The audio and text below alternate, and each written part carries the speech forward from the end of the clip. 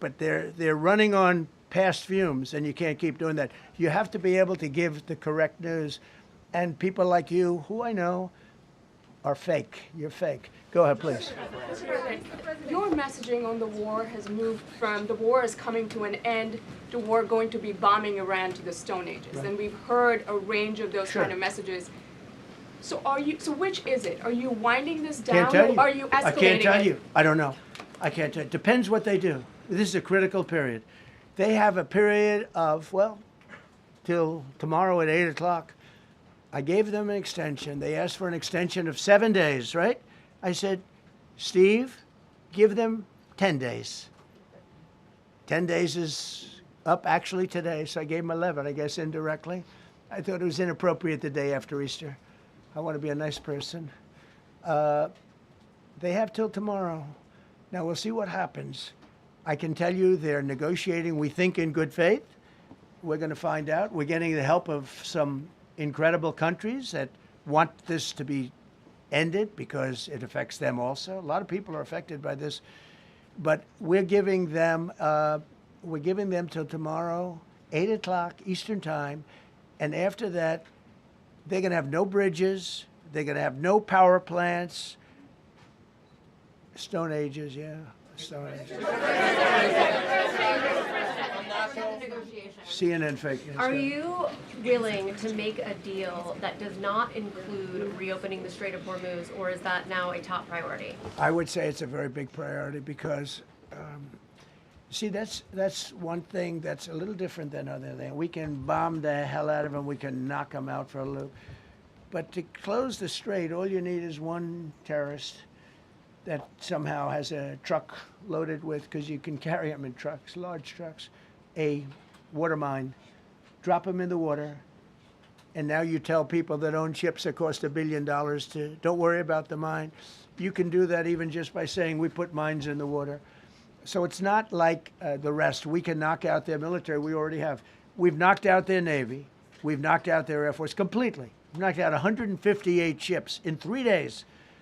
We've knocked out even their mine droppers. They don't have any mine droppers anymore, but they put them on other boats, and they could drop them. I'm not even sure they have any mines there, by the way. I'm not sure. I'm personally, they say there might be 8. I don't know. I think there might be none because they're very good bullshit artists. That's why for 47 years they've been bullshitting other presidents, and they haven't done the job. And people are living in hell. You live in that country, they're living in hell. No, I think that 47 years of this stuff is long enough. They're at the weakest point they've ever been. They have no Navy, they have no Air Force, they have no anti-aircraft weaponry, they have no radar, they have no communication. In fact, the biggest problem we have in our negotiation is that they can't communicate. I said to Steve, what are they saying? Sir, they can't communicate. They have no method of communication. So we're communicating like they used to communicate 2,000 years ago with children, bringing a note back and forth. They have no communication. But all I want to see is I want to have a safe world, and you're not going to have a safe world. Israel will be gone. The Middle East will be gone. And then they're coming for Europe.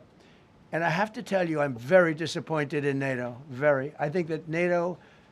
I think it's a mark on NATO that will never disappear in my mind. You know, they're coming to see me on Wednesday. They're going to say, oh, we'll do this, we'll do that.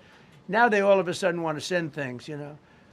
But they said it loud and clear at the beginning when I spoke to UK of all. I would have said they would have been the first because they're the oldest. And I say, yeah, I'd love to have a little help. He said, no, sir, we'd rather wait till you win. I said, I don't need help after we win. They have 2 old broken aircraft carriers, barely work.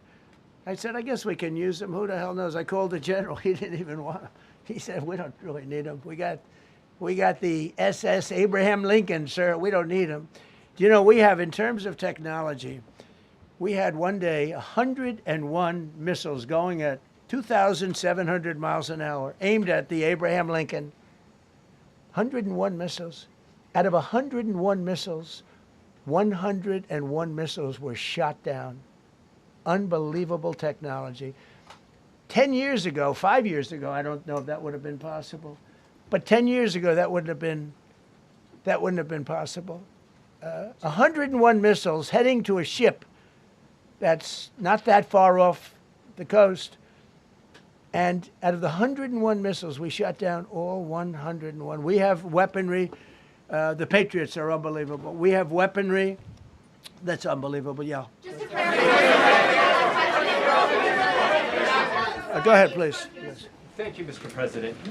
You said earlier today during the egg roll that you would like to take Iran's oil, but Americans want U.S. forces home. Correct. What's that trade-off? If I had my Does it choice, take too if I had my much time? choice, yeah, because I'm a businessman first. With Venezuela, as you know, the war was over in about 45 minutes. And we have great people running Venezuela, very good people. I mean, the relationship is good. And we are a partner with Venezuela. And we've taken hundreds of millions of barrels, hundreds of millions. Over 100 million barrels already is in Houston, refined and out. And paid for that war many, many times over, many times over. You know, the old days, to the victim. Okay, you know that. To the winner belong the spoils, go the spoils. And I've said, why don't we use it? To the victor go the spoils. And we don't have that. We haven't had that in this country probably in 100 years, because even the Second World War, you look at the Second World War, we didn't have it with the Second World. We helped rebuild all those countries. We rebuilt Germany. How about Germany telling us that, well, it's not their war. We had nothing to do with it. They wanted me to go and tell them everything I was doing. We didn't know anything about it. Well, if I would have told them, they would have leaked it, and we wouldn't have been nearly as successful, possibly, right? But to the victor belong the spoils. So we haven't heard that in, I think, maybe hundreds of years. Now with Venezuela, and we, just so you understand, the people of Venezuela, they say if I ran for president of Venezuela, I'm polling higher than anybody has ever polled in Venezuela. So after I'm finished with this, I can go to Venezuela. I will quickly learn Spanish. It won't take too long. I'm good at language.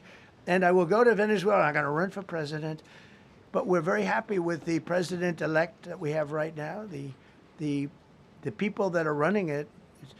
If you remember Bush with Iraq, they fired the generals, they fired the police, they fired the people that worked in their equivalent of the White House. They fired everybody. And you know what they had? They had a mess. And you know what happened? ISIS formed. Those generals and those soldiers got together. The police got together. They all got together. They formed ISIS. Not going to happen with us. So Venezuela has been an incredible situation. We went in. We were very successful. Military.